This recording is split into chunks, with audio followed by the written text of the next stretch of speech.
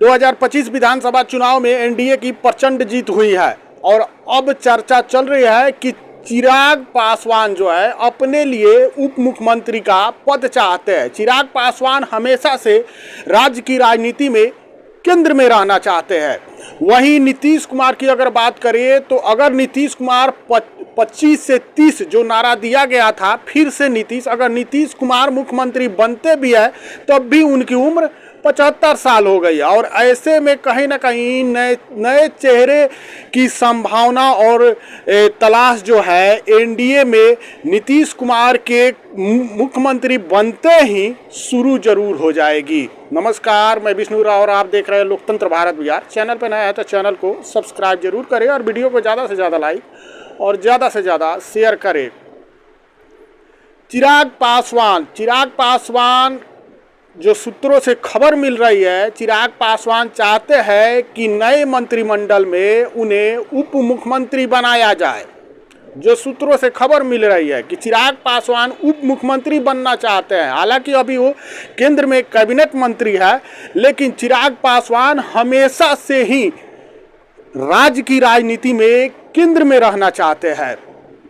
देखिए, नीतीश कुमार की अगर बात करें तो कई तरह की चर्चाएं चल रही है कि नीतीश कुमार मुख्यमंत्री नहीं बनेंगे, बीजेपी अपना मुख्यमंत्री बनाएगा। लेकिन 25 से 30 फिर से नीतीश जो नारा दिया गया था, अगर नीतीश कुमार मुख्यमंत्री बनते भी है तो उनके मुख्यमंत्री बनने के कुछ ही समय बाद कहीं ना कहीं एनडीए में स्पेस जो है आगे के लिए खाली हो जाएगा।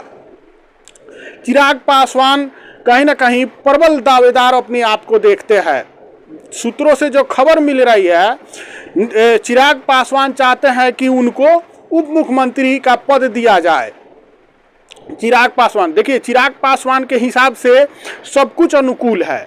उम्र के हिसाब से देखा जाए तो चिराग पासवान जो है अनुकूल है। उसके अलावा चिराग पासवान को अगर जनाधार के आधार पर देखा जाए, जिस प्रकार से चिराग पासवान का हर वर्ग में जो है समीकरण फिट बैठता है, हर वर्ग के लोगों का समर्थन उनको मिलता है, उस हिसाब से जो है ठीक है। क्योंकि नीतीश कुमार 75 साल के हो चुका है और ऐसे में कहीं ना कहीं जेडीयू की भी अगर बात कर ले तो जेडीयू में भी नीतीश कुमार का जितना जनाधार है, उस हिसाब से जेडीयू में कोई भी ऐसा नेता नहीं है जिसका जनाधार नीतीश कुमार के बराबर हो। ऐसे में कहीं ना कहीं नीतीश कुमार के जो बेटे हैं निशांत कुमार, उन पर दाव लगाने के लिए सोचा जाने लगा। लेकिन अभी तक इस पर कोई स्पष्टीकरण नहीं है। अब ऐसे में चिराग पासवान पहले से ही दावेदारी, चुनाव के पहले भी चिराग पासवान दावेदारी करते रहे हैं। भले ही चिराग पासवान खुलकर नहीं बोले हो, लेकिन उनके पार्टी के तरफ से कहा जाता रहा है कि चिराग पासवान मुख्यमंत्री के लायक है, चिराग पासवान को मुख्यमंत्री बनाया जाना चाहिए, नए चेहरे को मौका देना चाहिए। अब जो है 25 से 30 नीतीश कुमार रहते भी है तो कहीं ना कहीं उसके बाद जो है बिहार में मुख्यमंत्री का सीट जो है खाली हो जाएगा, वो स्पेस खाली हो जाएगा। ऐसे में इसका प्रमुख दावेदार कौन होगा, कौन भरेगा बिहार के मुख्यमंत्री का पद? ऐसे में बीजेपी की अगर बात करें तो बीजेपी में भी अगर बात करें तो बीजेपी हमेशा से ही नीतीश कुमार के छत्र छाया में राजनीति करते आई है। ऐसे में कोई उस तरह का बीजेपी में प्रभावशाली चेहरा सामने नहीं आ सका और ना ही बीजेपी कोई प्रभावशाली चेहरा उस तरह का बना सका जिसके चेहरे को मुख्यमंत्री के चेहरे के लिए लाया जा सके। अब ऐसे में एनडीए में अगर कोई एक चेहरा रहता है तो वह है चिराग पासवान। चिराग पासवान के लिए कहा जा रहा है कि चिराग पासवान चाहते हैं कि जो 2025 में मंत्रिमंडल तैयार हो रहा है उसमें उनको उप मुख्यमंत्री बनाया जाए। क्योंकि चिराग पासवान जो है काफ़ी संभावना देख रहे हैं बिहार की राजनीति में। वो जानते हैं कि अगर उप मुख्यमंत्री यहाँ बनते हैं तो एक बड़ा चेहरा बन सकते हैं। क्योंकि चिराग पासवान के लिए कहा जाता है कि उन्हें हर वर्ग का, किसी भी जाति धर्म की अगर बात करें तो चाहे सवर्ण समाज हो या कहीं ना कहीं निचली जाति की अगर बात करें तो चिराग पासवान को समर्थन मिलता है। सभी लोग एक छत के नीचे आ जाते हैं चिराग पासवान के लिए।